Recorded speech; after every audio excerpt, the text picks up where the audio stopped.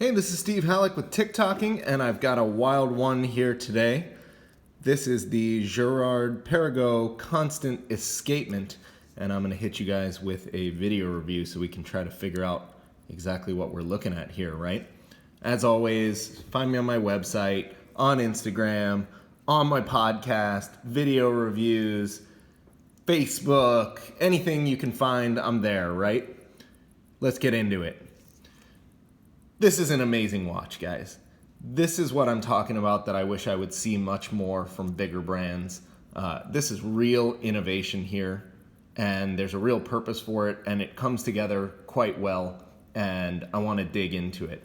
Before we get into the specifics of the escapement, and I'll do my best to kind of explain in my mind how it works or what we're looking at, let's just look at the watch in general, right? So the watch is, obviously its purpose is to highlight the escapement. So that takes up almost half of the dial here. And you've got these three bridges, which of course are the signature arrow-shaped bridges of Girard Perregaux's high complications, made famous from the three-bridge tourbillons, right? So you've got that holding the escapement, and you'll see it on the back as well. On the top, you've got this full plate with these two barrel wheels here, and obviously this is a watch of the future. It's a futuristic technology, and so they went with a very modern design here, and I think it works quite well. You've got this small dial, although it's not very small because it's quite a big watch, and it's got luminous material in the tips of the hands and around here, so it's quite legible. Obviously very high contrast. You've got the black against the kind of white silver color there. And I don't know if you can see, but there's a really nice grained finish to the dial. Maybe you can see it there. It's not flat. And the hands also are incredibly well finished. Beautiful anglage, also on these bridges. Very, very, very highly finished movement and features in this watch, which is something most people won't talk about because obviously everybody's focused on the escapement. Again, before we get to that, let's check out the back. The back is really sick on this watch. You have all these bridges that are black, gorgeous anglage, really incredible contrast with these beautiful rubies. The wheels have been designed really nicely, I think. The layout of the movement is very cool. Totally symmetrical. It looks almost like a Andres Streller, like if you look at my Opus 7 review, that kind of thing, or like a Romain Gaultier, like the Logical 1 that I reviewed. The bridges are quite the same. In fact, I wrote Romain asking if he had something to do with this project because they're sort of so reminiscent.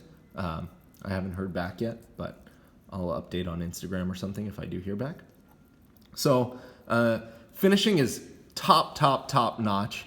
Girard Perregaux has a whole separate division where they do their very high-end pieces, and they're incredibly proud of the work that they do on the tip top pieces. And they'll bring in subcontractors and whatever if they need to get a certain level of expertise to make sure the watch is to their liking, right?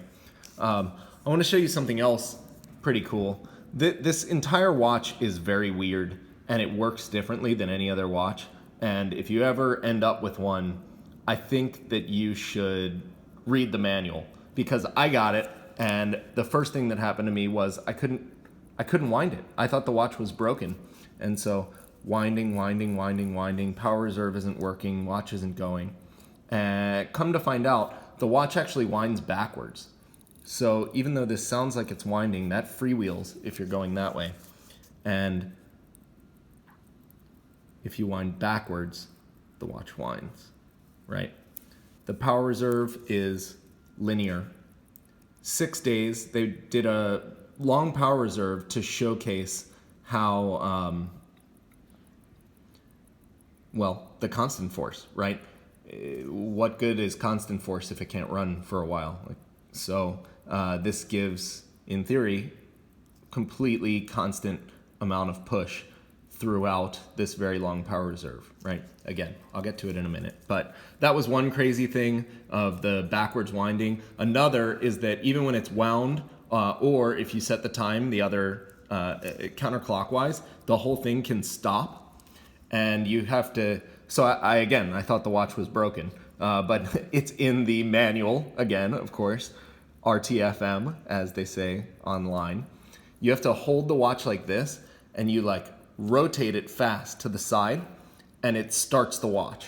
So it scared the hell out of me, but luckily all is normal, and it was totally normal operating. So again, totally weird technology here, a whole new thing. So you do have to familiarize yourself with a couple weird things. Last thing I want to go over before we get to the escapement is the case. The case is really nice here. One of the things you never really see in pictures, oh, there's me, is this entire case section is rounded, and then you have, and polished, right? And then you have this brushed bezel over top of it with kind of a cool angle and this lip. And it makes it much more interesting and much more fine feeling of a case in person than it is in pictures. So kind of similar, again, to the Logical 1 that I reviewed, where the side of the case and the profile of these sorts of things really give it a different feeling in person than you get from a lot of the pictures you see online. And that's, of course, why I make these videos, so we can see these things. Okay, let's get to the escapement. So the idea of constant force has been around for hundreds of years. It's something that every great watchmaker has struggled with and tried to invent ways to get to. It's the holy grail of watchmaking. And basically the idea is, so a watch is a spring. The base of a watch is a spring. And it's a spring that you compress by winding or by an automatic winder or something. You put potential energy into the spring, and then you let it out at a controlled rate. And basically, by measuring that rate, you measure the time and letting it out a little bit at a time, right? But if you've ever played with a spring, you know that if you fully compress it, it's much harder at the end, like at the fully compressed end, than it is at the very beginning. Like if you start compressing the spring, it's really easy, and then you get down to the bottom, and if it's a hard spring, it gets pretty hard to press it the rest of the way. And the opposite force is true. When it's all the way down there, it's pushing really hard out, and when it's almost at the top of the spring, it's not pushing quite as hard, right? And so you're relying on that spring to keep the balance moving and the escapement keeping time, basically, and that can be a problem, right? You basically get very strong power at the beginning of the power reserve and kind of weak power at the end. And there have been many devices set up to combat this. There's the Fussein chain, like in the Logical 1 that I keep mentioning for whatever reason in this review. There's the remontoir d'égalité, which Francois-Paul Journe is famous for in the tourbillons, which I have a bunch of reviews on this channel of. And both of those are mechanisms that are outside of the escapement, right? They lie in between, either in between the power source and the escapement, or in between the escapement and the time-telling source itself, okay? So what makes this different and why they've sort of finally cracked the constant force thing is that the constant force mechanism lies in the escapement itself, okay? So this entire thing that you can see, and when you look at it straight on, it's kind of black, and then it picks up the light, and it's sort of blue and purple and greens and all these really cool colors. That is a piece of silicon, and it is the escapement. This entire mechanism is the escapement. And in here, which I hope you can see it, is this very thin wire, and it runs across the center of this thing. And that itself is what provides the constant force. So this was developed by an engineer who was actually working at Rolex at the time, and he was waiting for his train, as the lore goes, and took his train ticket, and it was like a card. Let me see if I can grab a card here and I'll show you. Okay, I've got one of these gift cards, right? So he was going like this and kind of popping it. And notice that if you push a little bit, it goes to a certain thing, and then it snaps the other way. You can demonstrate this yourself, right? And that was his eureka moment of, if we can push here, this will distribute its own force to the side, right? So he ended up leaving Rolex, going to Girard Perregaux, working on this for a while. It still wasn't totally workable until the advent of silicon. And silicon makes it possible to create this piece with the precision needed and the characteristics of flexibility and weight and that sort of thing. So basically that wire across there is the card, and these little arms are like my finger, pushing the card a little bit until it pops in each direction, right? And that's how the escapement works. You have those wheels that then control that, and it pushes, and it's the power from that popping in each direction that actually then gets transmitted through the movement, right? So that is the intermediary itself, and that's where the constant force comes from. You're using the power of the spring to push, let's call it the card or the wire, and then the power from the wire is what comes out. And you'll notice again, no matter if I push this really hard or if I push it just a little bit, it still pops the same amount. Obviously, this is not a scientific experiment, but it doesn't change, right? And that's the principle that this is working on. So what's really cool is they used a simple idea brought together with a lot of amazing engineering and then made possible by new technology to create this and solve a problem that's centuries old. And then super mad props to Girard Perregaux for actually making it and putting it in a production watch, which you just don't see that often. A lot of companies obviously are working on all sorts of research and development projects, but how often do we actually see very innovative stuff put into production pieces? And so I really think this is an important watch.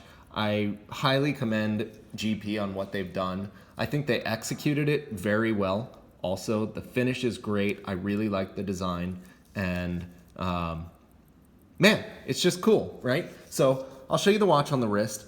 It's listed at 48 millimeters, which is a real beast. But to me, it wears more like 45, something like that.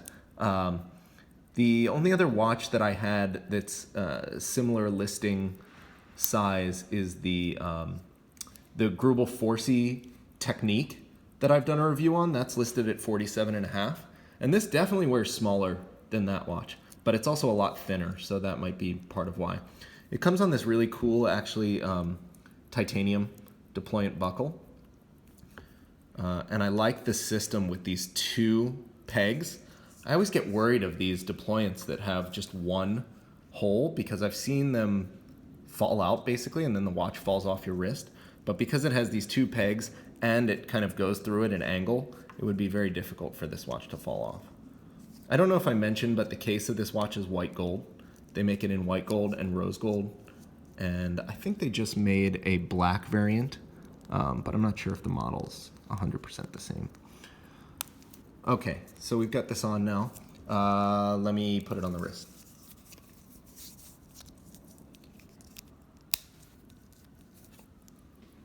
So you can see it's totally wearable. I don't know. It doesn't seem that crazy as I would think of a 48 millimeter watch. I don't know exactly why. The lugs go pretty much straight down, and the strap has a curved end here, so it comes pretty far into the case before it goes down. So I think that's a big reason why. If the strap were out here, it might be a problem. But there you can see it. I love how it catches the light, and you always see this moving, and it's just wild looking. And then you've got this cool like purple glow and green glow that comes up sometimes.